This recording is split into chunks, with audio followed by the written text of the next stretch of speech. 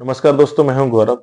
आपको बता दूं, 4 जून को जब चुनाव के नतीजे घोषित हो रहे थे, उस दिन मार्केट 6% गिरी थी।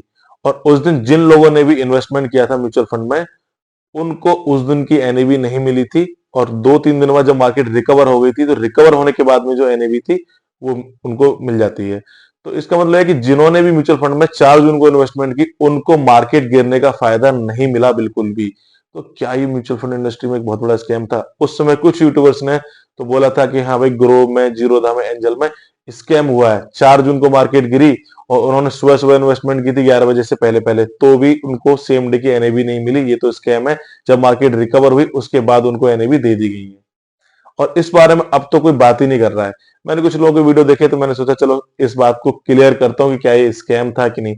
पहली बात तो ये कि सेबी ने इतनी सारी गाइडलाइंस बना रखी है, वो इस तरह से नजर गड़ा के रखता है चीजों को। स्कैम तो भूल ही जाओ। तो ऐसा क्यों हुआ कि मार्केट गिरी और म्यूचुअल फंड में आपने इन्वेस्टमेंट किया, आपको सेम डे की एनएवी नहीं मिली, 6% मार्केट गिरने का फायदा नहीं मिला, मार्केट रिकवर होने के बाद जो एनएवी थी वो आपको मिली, आपका ये तो नुकसान हुआ। तो मैं आपको बता देता हूं, म्यूचुअल फंड के अंदर में जब भी आप इन्वेस्टमेंट करते हो, तो वो पैसा डायरेक्ट एसेट मैनेजमेंट कंपनी या म्यूचुअल फंड हाउस के पास नहीं जाता है। आपका पैसा आपके अकाउंट से आईसीसीएल के पास जाता है। और आपको एनएवी मिलेगी, ये डिपेंड करता है फंड रियलाइजेशन पर। यानी कि आपका पैसा कब म्यूचुअल फंड हाउस के पास पहुंचा। आपका पैसा बैंक से 4 जून को कटा, उसके बाद वो आईसीसीएल के पास गया। आईसीसीएल ने उसमें कुछ टाइम लगाया, 1 या 2 दिन का जो भी लगा। आईसीसीएल से वो पैसा म्यूचुअल फंड हाउस के पास गया। उसके बाद म्यूचुअल फंड हाउस आपको एनएवी अलॉट करता है। तो इस प्रोसेस में 1 दिन 2 दिन लग जाते हैं। तो बहुत कम चांस है, या फिर नामुमकिन समझो, कि आपको सेम डे की एनएवी मिल जाए, चाहे आप सुबह 8 बजे, 9 बजे, 10 बजे भी इन्वेस्टमेंट करो तो भी। तो ये किसी भी प्रकार का कोई स्कैम नहीं था, ये सिर्फ सेबी की गाइडलाइंस थी कि फंड रियलाइजेशन पर डिपेंड करेगी आपकी एनएवी। आपका पैसा कटेगा, आईसीसीएल के पास जाएगा, फिर आईसीसीएल एएमसी को, एसेट मैनेजमेंट कंपनी को देगा, म्यूचुअल फंड हाउस को, फिर वो आपको एनएवी अलॉट करेगा। तो इस प्रोसेस में 2 से 3 दिन लग जाते हैं, इसलिए आपको 2-3 दिन बाद की एनएवी मिलती है। तो यानी कि अगर फ्यूचर में फिर से मार्केट गिरेगी, फिर से आप दोबारा इन्वेस्टमेंट करोगे, और तो आपको 1-2 दिन बाद की अगर एनएवी मिलती है, तो आप तो फायदा कमा ही नहीं पाओगे। तो इस केस में क्या करें? तो भाई आपको क्या करना है, आपको लगता है कि मार्केट जो है अब लंबे समय तक गिरी रहेगी, 10%, 20% का डाउनफॉल आ गया, तो आप म्यूचुअल फंड में वहां पे आप इन्वेस्टमेंट कर दो, कोई दिक्कत नहीं है।